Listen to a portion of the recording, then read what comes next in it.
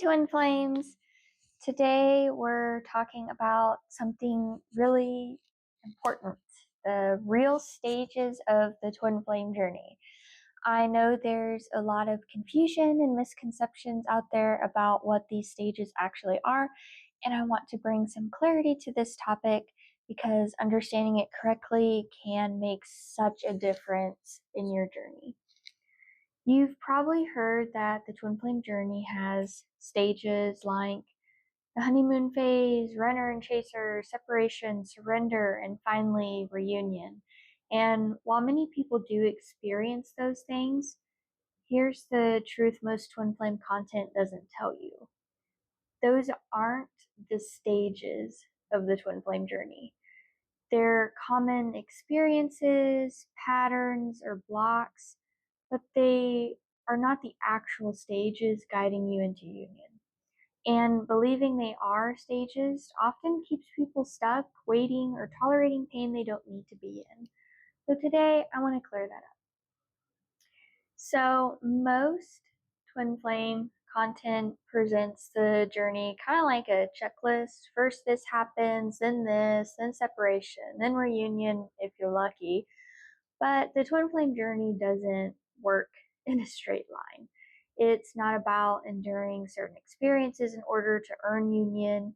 It's about alignment. When we label emotional experiences as stages, we subtly teach people that chaos is normal, suffering is required, and that they just have to wait it out. That's not divine love. That's misunderstanding how this journey actually functions. So let's look at what a lot of people think are the stages and what these experiences really mean for your journey. So, number one, preparation or awakening. Many people experience a spiritual awakening or deep longing before they meet their twin flame. But this is not a required stage. Some awaken before meeting their twin flame, some awaken because they meet them. That's what I did. Some awaken gradually over time. It's a common experience, not a prerequisite. There's nothing you need to become first in order to begin this journey. It's simply a choice. So 2, recognition or instant knowing. Yes, many twin flames experience instant recognition or a soul level connection. These are common signs, but they're not what the true meeting stage is about. The real meeting stage is about discovering your twin flame on every level of your being, emotionally, mentally, energetically, and spiritually. And that doesn't happen in the one moment. It unfolds continuously. So 3, honeymoon or bliss phase. This initial excitement happens in almost every romantic relationship. It's not unique to twin flames, and it's not what true twin flame union energy feels like. True union isn't intoxicating or destabilizing. It's grounded, peaceful, and deeply safe. So bliss isn't the goal, but it is what you experience as a result of alignment. Then triggering or shadow activation. This is where people often confuse pain with purpose. Triggering isn't the stage, upset is, but it's not about reacting, it's about healing. Upsets show you exactly where love isn't fully aligned with yet, and they come in perfect divine order to be healed. The goal isn't to endure being triggered. The goal is to resolve what the upset is revealing.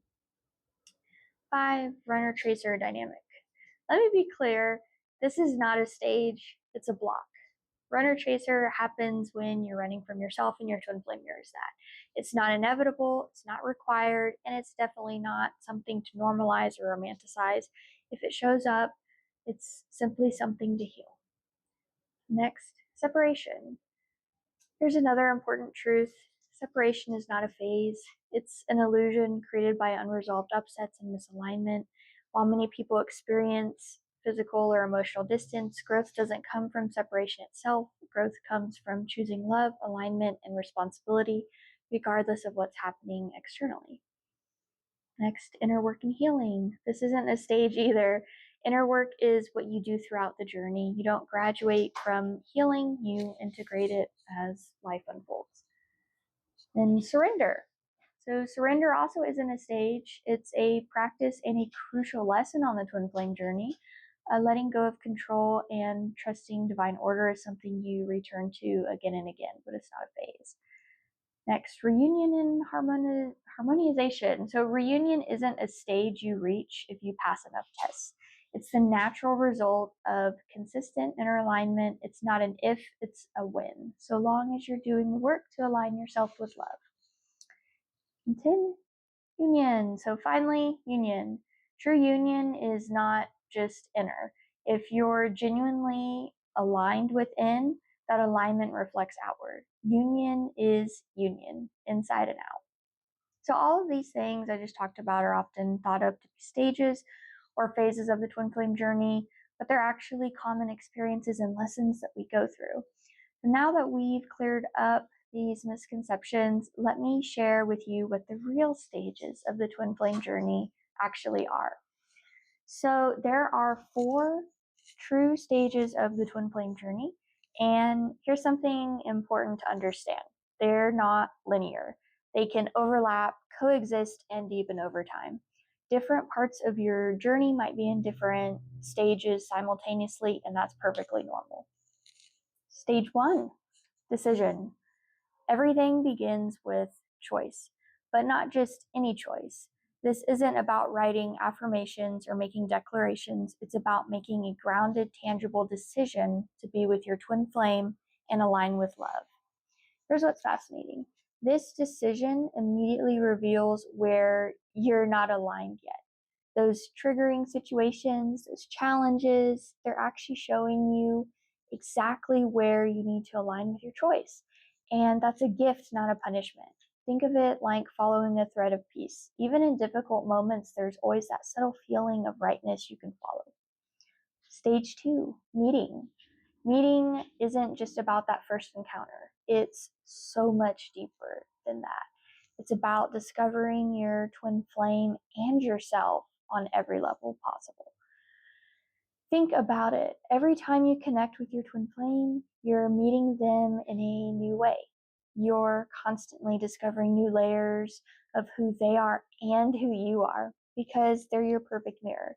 This is what makes twin flame connections so different from soulmates or karmics. There's always another level to explore. Until you reach perfect union, you'll always be in some form of the meeting stage, continuously unfolding and discovering more about yourself through them. Stage 3, upset. This stage is often misunderstood, but it's actually the most important part of your journey. It's not about drama or runner chaser dynamics. It's about seeing exactly where you're not yet aligned with love. These upsets come in perfect divine order, like following instructions when building something. Each upset builds upon the healing you've already done, showing up at exactly the right time with exactly what you need to work on next. Remember, you're never done with upsets until perfect union. They're not obstacles, they're opportunities to align more deeply with that initial decision you made. And stage 4, unconditional love. This is your natural state, but it probably looks different than what most people expect. True unconditional love includes healthy boundaries and self-respect. It means I love you no matter what, not I accept however you choose to treat me. You can experience unconditional love in some areas while still working through upsets in others.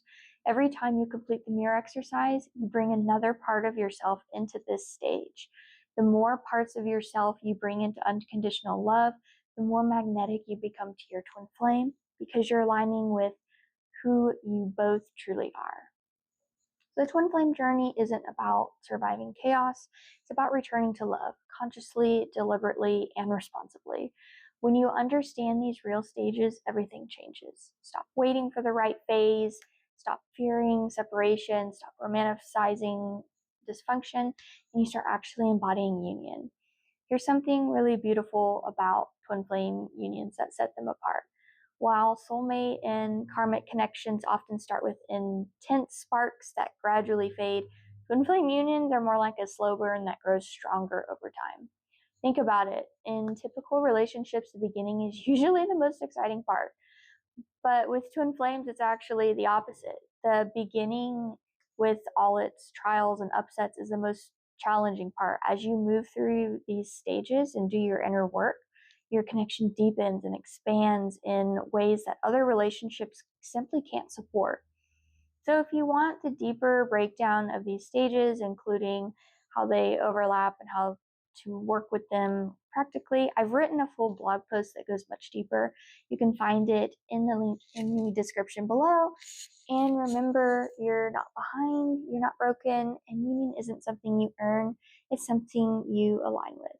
I'd love to hear your thoughts in the comments. What stage resonated most with you? What would you like me to cover next? If you found this video helpful, please hit that subscribe button and notification bell so you don't miss any future twin flame guidance. Bye-bye.